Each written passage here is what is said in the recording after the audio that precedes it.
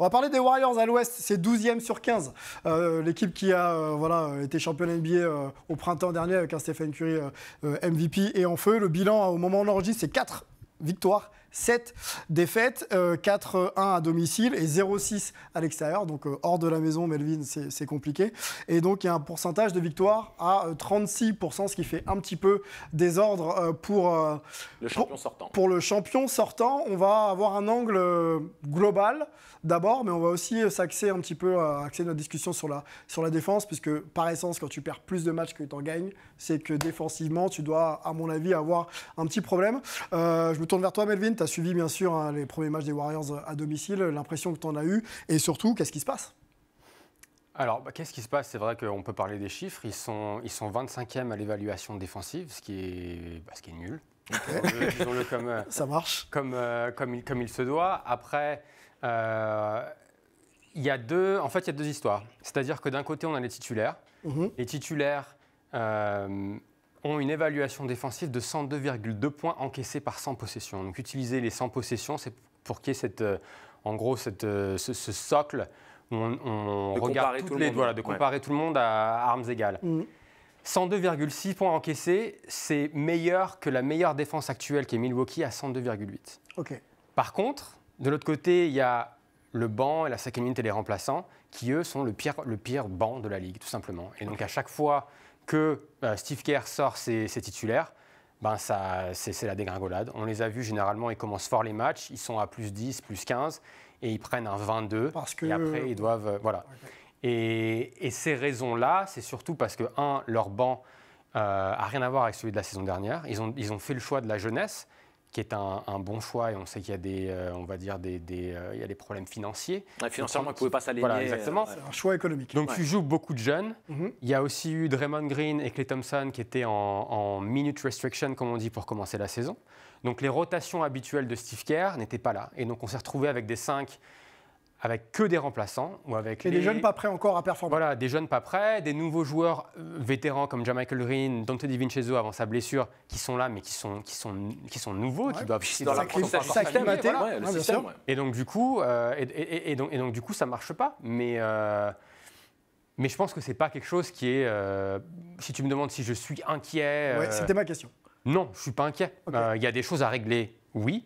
Mais je ne suis pas inquiet. Donc les Warriors ont tout connu. Ils ont aussi connu des saisons où ils étaient moins performants. Ouais. Donc ils savent aussi un peu faire le dos rond. Alexis, ton impression, vu des États-Unis, le champion en titre en difficulté, pas inquiet pour toi dans ce que tu vois des matchs? Non, je ne suis pas inquiet du tout. Je pense que la chimie va commencer à prendre justement au niveau des nouveaux joueurs, des jeunes. Ils vont comprendre comment... jouer avec les autres joueurs, donc surtout s'entendre sur le terrain et aussi en dehors du terrain, parce que on a vu en pré-saison, il y a eu des petits soucis niveau avec Draymond Green et Jordan Poole.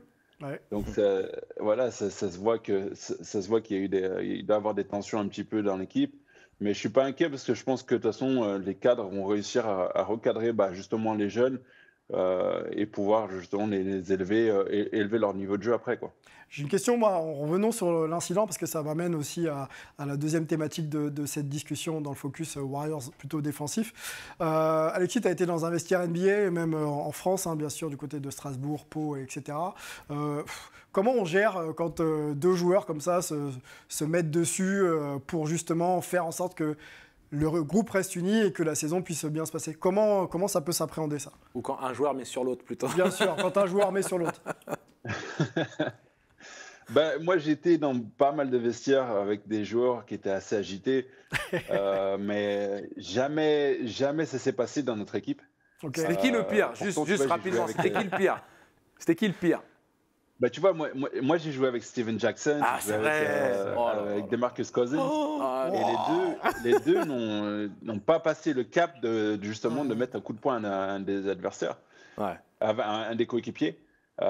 Adversaire, j'ai déjà vu plusieurs fois, mais surtout aux entraînements, j'ai jamais vu. Et surtout que ça sort les images de la salle d'entraînement.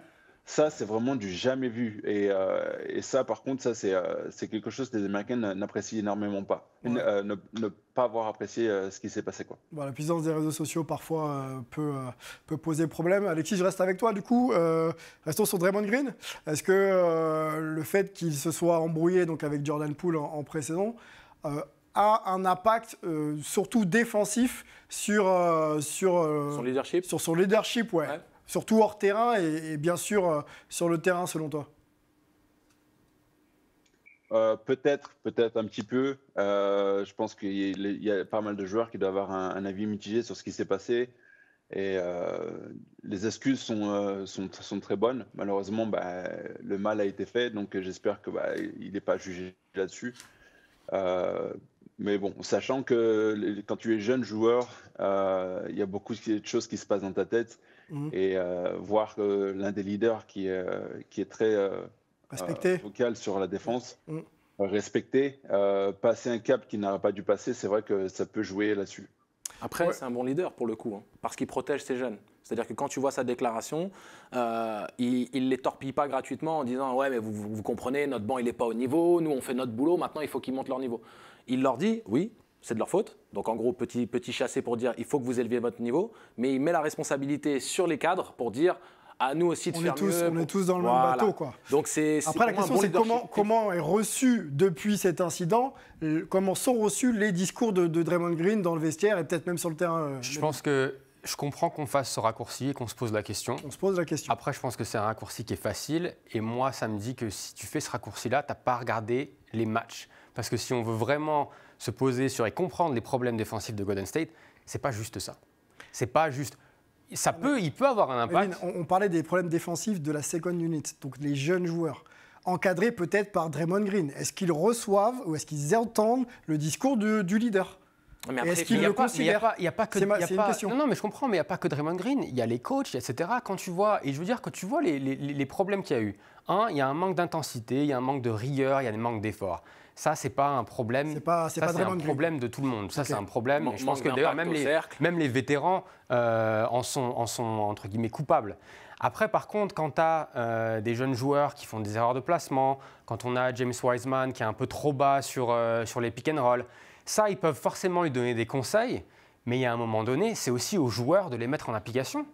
Et après, c'est comme ce qu'on disait sur les Français, c'est-à-dire que si James Wiseman ne met pas ces choses en application, il va se retrouver en dehors de la ligue ou dans une autre équipe, malheureusement. Donc, pour moi, c'est pas juste ça, et c'est trop facile de mettre la faute sur des problèmes. Les jeunes ne sont pas sur le terrain avec Draymond autant que ça. Hein.